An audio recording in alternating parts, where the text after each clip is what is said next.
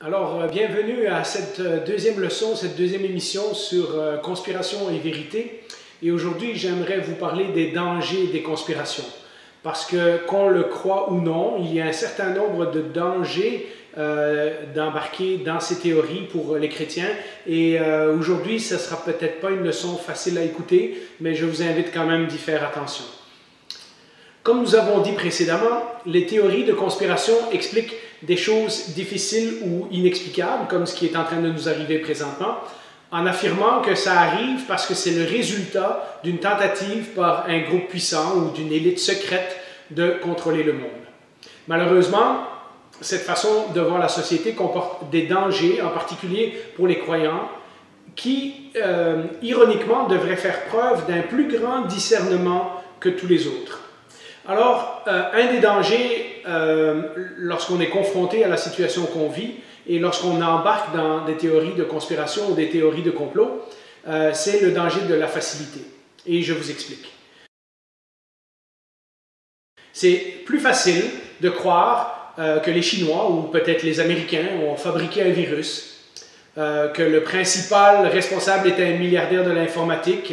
Évidemment, il est milliardaire et il est pour les vaccins, donc ça va de soi, que les antennes 5G installées récemment font partie d'un plan de contrôle mondial, et quand on voit les combats que se livrent les Chinois et les Américains à propos des 5G, ben, ça crée toutes sortes de suspicions chez les gens, et que des gens savent la vérité, mais qu'on a choisi de les faire taire.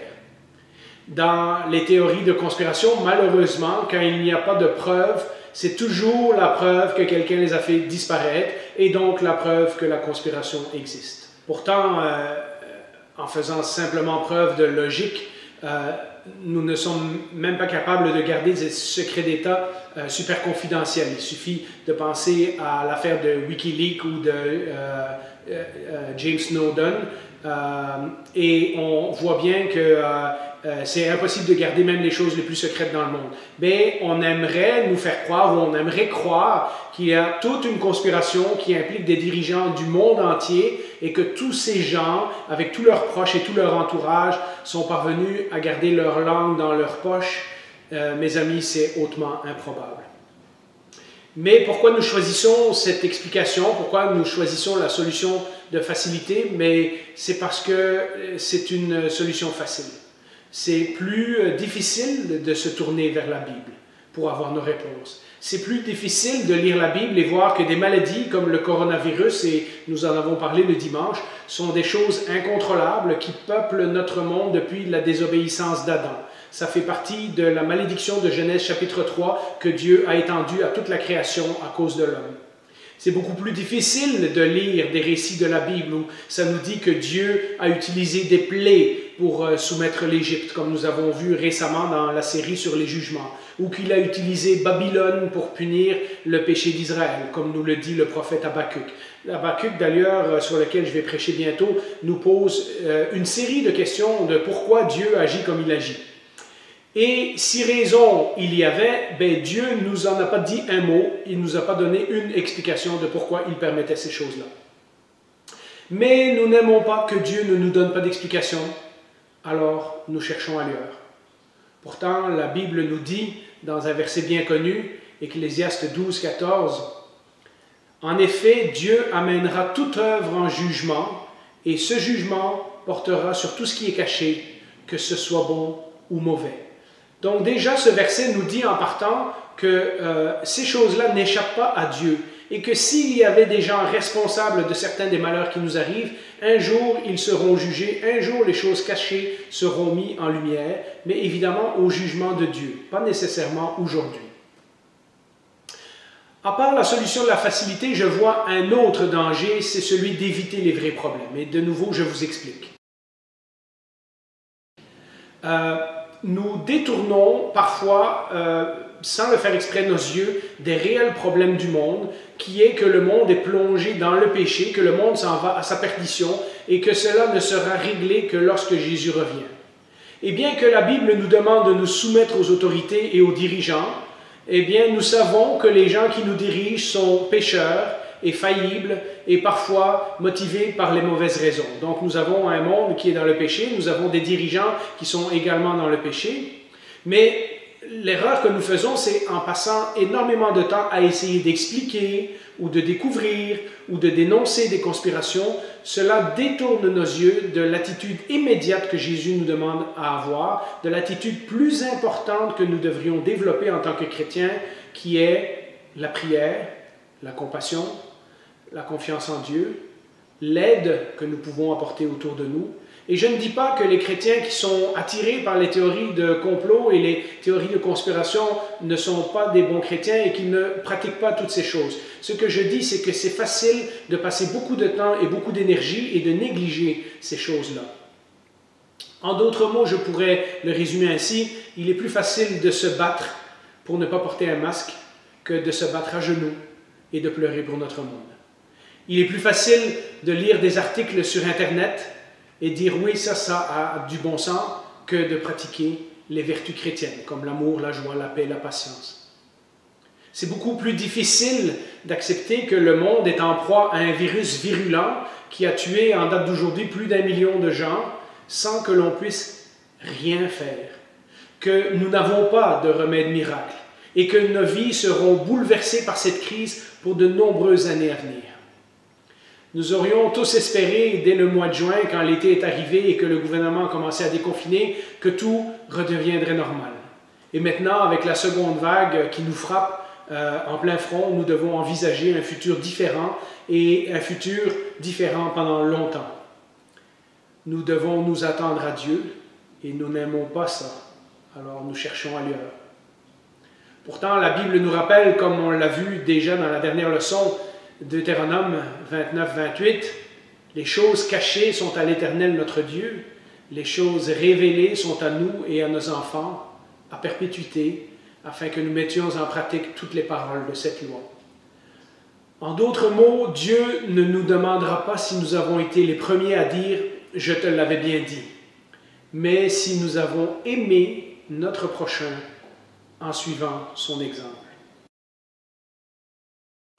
Et puis, il y a un dernier trait qui malheureusement se retrouve chez les complotistes, une attitude d'orgueil, une attitude peut-être d'arrogance, une attitude de celui qui sait la vérité.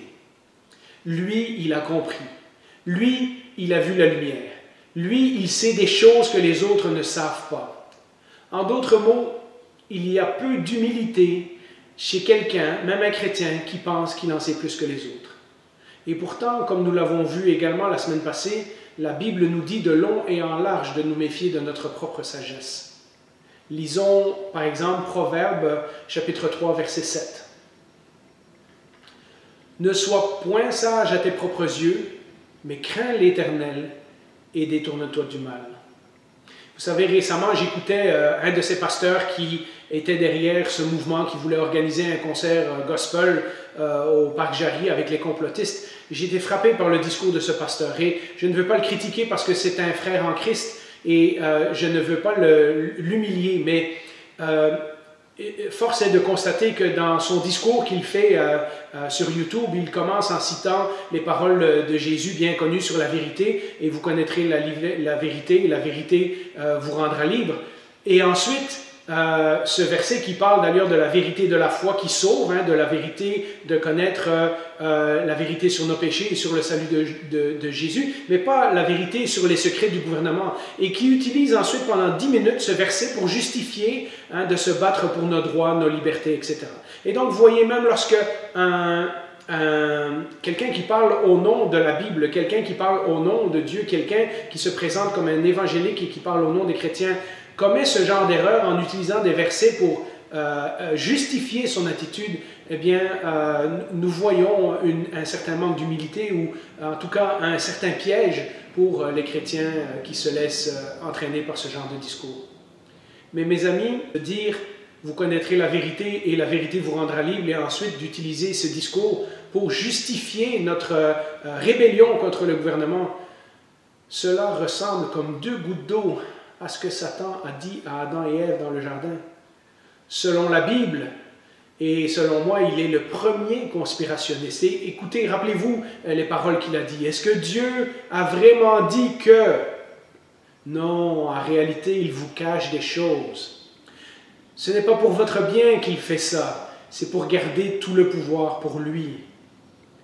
Si vous prenez le fruit défendu, si vous adoptez cette attitude de désobéissance, vos yeux vont s'ouvrir. Vous allez avoir une connaissance que les autres n'ont pas, une connaissance accrue. Vous saurez des choses que l'on vous cache. Et l'on vous cache, évidemment, c'est le Père, le Fils et le Saint-Esprit, parce qu'il y a une Trinité, il y a un groupe de puissants qui veulent garder le pouvoir pour eux. Mais nous n'aimons pas reconnaître que peut-être nous ne savons pas et que Dieu a choisi de ne pas nous le dire et de ne pas nous l'expliquer, alors nous cherchons ailleurs. De nouveau, ça m'amène à ce point de conclusion que j'ai fait la semaine passée et que je fais cette semaine. Et de nouveau, cette conclusion, comme je l'ai indiqué, peut servir à plusieurs des leçons, mais je voulais vous laisser un point de réflexion de que faire alors suite à la leçon d'aujourd'hui. Vous savez, chers amis, chers frères et sœurs qui m'écoutent, toutes ces façons de penser ne sont pas motivées par des valeurs bibliques. Nous ne pouvons pas choisir le chemin de la facilité. Nous ne pouvons pas éviter les vrais problèmes. Et nous ne pouvons pas nous penser supérieurs à ceux qui ne sont pas d'accord avec nous. Comme nous l'avons dit la semaine passée dans 2 Corinthiens 10, verset 5, Paul nous invite à soumettre nos pensées à la pensée de Dieu. Et il est essentiel que si nous sommes reconnus dans les dangers que j'ai cités aujourd'hui, il est essentiel que si nous nous sommes reconnus là-dedans, nous apportions ces pensées et ces attitudes et ces raisonnements à Dieu dans la prière. Mais aujourd'hui, je veux vous amener une étape plus loin. Je veux vous amener à l'étape de faire confiance à Dieu. Parce que je pense qu'une des raisons pourquoi les chrétiens sont attirés par les théories conspirationnistes et complotistes, c'est en partie une défectuosité dans notre confiance envers Dieu.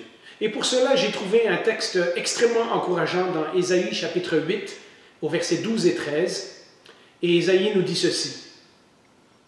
« N'appelez pas conspiration tout ce que ce peuple appelle conspiration. N'ayez d'eux aucune crainte et ne soyez pas troublés. C'est l'Éternel, le Maître de l'univers, que vous devez respecter comme saint. C'est lui que vous devez craindre et redouter. » Ésaïe nous dit clairement de ne pas craindre les craintes du monde, de ne pas embarquer dans le système du monde.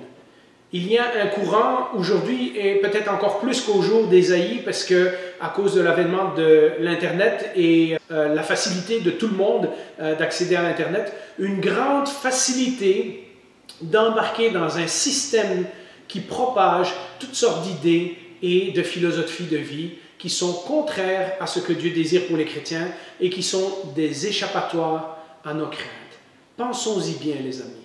En d'autres mots, ce que je voulais vous dire, c'est que, parce que je sais que dans les gens qui sont attirés par QAnon et les gens qui sont attirés par les prophéties sur la fin des temps, il y a cette crainte. Il n'y a personne qui réalisera un jour qu'il a reçu la marque de la bête par accident ou par piège. Ce n'est pas parce qu'on a porté le masque ou parce qu'on a accepté un vaccin que tout à coup nous avons reçu la marque de la bête. Nous ne sommes pas devenus condamnés pour l'éternité par accident. La Bible nous dit clairement que les gens qui ont accepté la marque de la bête, ce sont ceux qui se sont révoltés contre Dieu. Ce sont ceux qui ont ouvertement désobéi à la parole de Dieu. Mais la Bible nous dit également clairement, et peut-être ça peut vous encourager, ceux qui appartiennent à Dieu sont marqués du Saint-Esprit. Et donc un chrétien ne recevra pas par accident la marque de la bête. Éphésiens 1,13 nous dit, vous avez été scellés du Saint-Esprit qui avait été promis. Et Éphésiens 4,30 nous dit, n'attristez pas le Saint-Esprit de Dieu, par lequel vous avez été scellés pour le jour de la rédemption. Et donc j'espère que vous trouvez ces mots encourageants, mes amis, et j'espère que ces mots vont vous pousser à faire plus confiance à Dieu. En refusant de faire confiance à Dieu que notre passé, notre présent et notre futur sont entre ses mains, y compris ce que le gouvernement, des corporations ou des groupes secrets pourraient planifier, nous sommes en danger de céder à la tentation, d'essayer de contrôler ou du moins d'expliquer nos circonstances par nos propres forces et avec notre propre raisonnement. Ésaïe nous dit de ne pas craindre ce qui arrive dans le monde, car ce monde est déjà sous le jugement de Dieu, mais que nous devrions plutôt craindre l'Éternel. Ce qui implique de notre part que la chose la plus essentielle dans notre vie n'est pas de deviner s'il y a conspiration ou pas, mais de marcher fidèlement comme Jésus. Mes amis, je vous invite à feuilleter simplement quelques pages dans l'Apocalypse et vous verrez que ce que les chrétiens sont encouragés à faire dans un livre même catastrophique, puisqu'on parle de grands jugements et de grandes catastrophes comme Apocalypse, c'est de marcher fidèlement comme Jésus en attendant que lui remette les choses en ordre. Alors je vous laisse avec ces pensées et je vous dis à la prochaine fois.